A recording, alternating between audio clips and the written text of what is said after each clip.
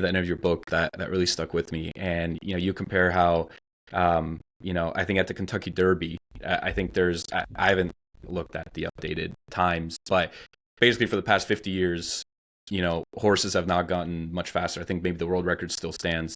Whereas humans, when it comes to marathons and races, we seemingly consistently and continually seem to push the envelope and get faster every year. And it's this like virtual competition that we create, within ourselves, or maybe it's human nature where, I think you mentioned if you see somebody with a time of an hour, 59 minutes and 3 seconds, you're going to think that maybe you can do it in an hour, 59 minutes and 2 seconds. What is that? What's that all about? Yeah, I mean, so this is actually really interesting research that has looked at human records in a variety of disciplines compared to horse racing records and dog racing records. Because one of the ways people explain human progress, because every 4 years there's always a series of articles saying, is this the last Olympics where we'll see world records? Have we reached the limits of human performance? And then it's like a bunch of records get broken. And then the explanation is, well, the technology has changed. The running shoes are better. The swimming pools are faster. The swimsuits or whatever. The baseball bats are, bigger, whatever the case may be. And there's truth to that, right? Like I always say, running shoes are better than they used to be. But it's not, and our knowledge of nutrition and our knowledge of the, supplements or whatever. The thing is, there's a ton of money in horse racing and dog racing. Whatever physiology we know about training, we're using that for dogs and horses too.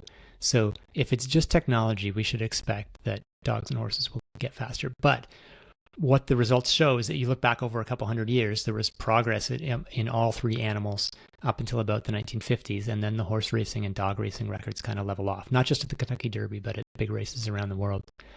And the Secretariat still holds the Kentucky Derby record from 1973, I think it is, or two, I can't remember.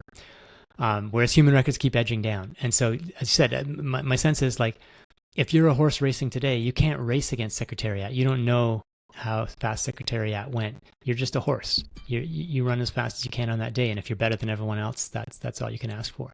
A human is like, somebody ran a marathon in 2:01, so maybe I can run a marathon in 2 flat. And you can go beyond that. It's like, well, why are the Kenyans so good at marathons? Is it because they're born that way?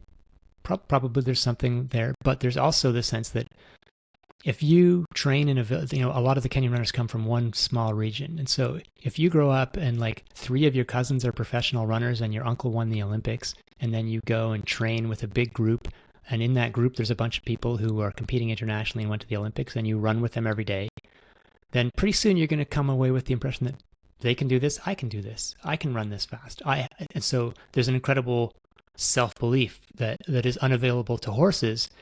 And if you're a marathoner, it's also kind of unavailable to, people living in Toronto or whatever, because you don't know anybody who has ever run a fast marathon. So it's a self-perpetuating cycle that creates the self-belief, which manifests in positive self-talk.